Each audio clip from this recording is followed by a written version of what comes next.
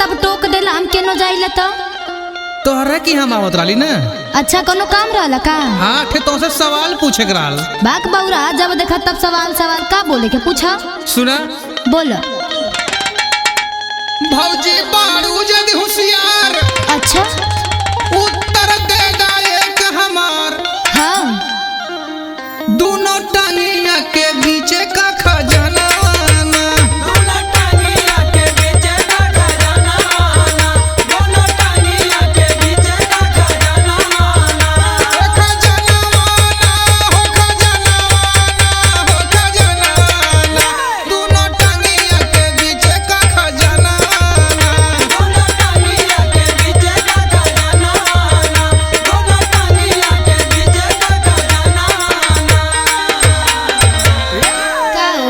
पूछले होता तो कोनो नीमन सवाल पूछले होता का पूछा तार? अरे जवन आई तो ना पूछब। अच्छा तो सुनो। हाँ सुनावा।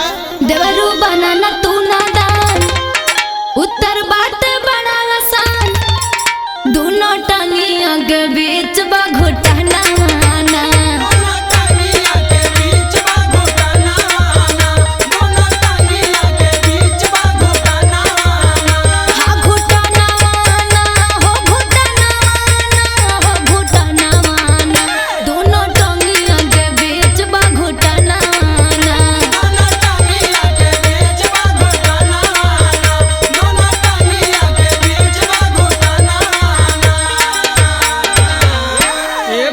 का हो?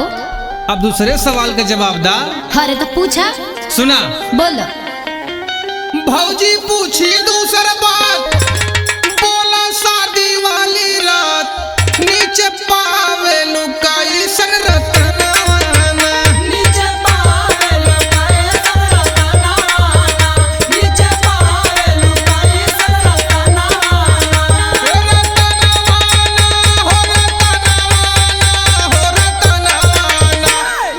पावे लुकाई सन रतना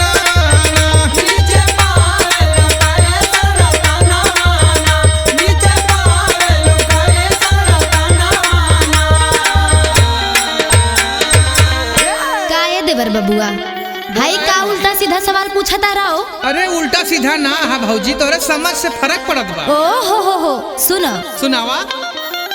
ऊपर टिकुली माथ के बिंदिया अच्छा झुमका बाली लाली नथिया नीचे मिलेला बिछुआ रतनवाना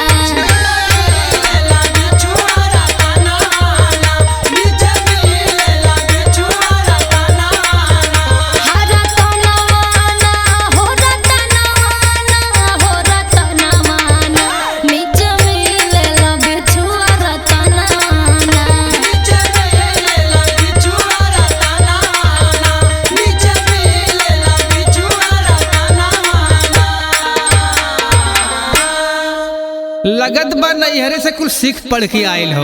अरे तो सीखनी ना तो जब सिखती ना तो बताऊती कैसे हो? वह तो कहा थी भौजी को नैहरे में सीखे पड़े हो। तब का सुना हमारा आखिरी सवाल। हाँ तब बोल दो। बोला वो कर का बनाम सबसे पहले जावन काम करे घूंघूटा उठाए के सजना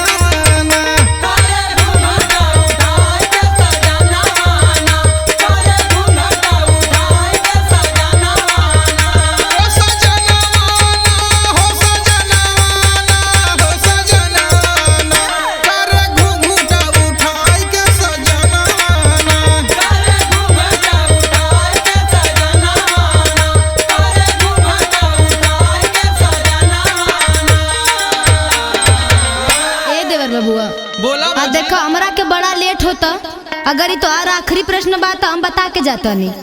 बताओ बतावा। हाँ तो सुनो।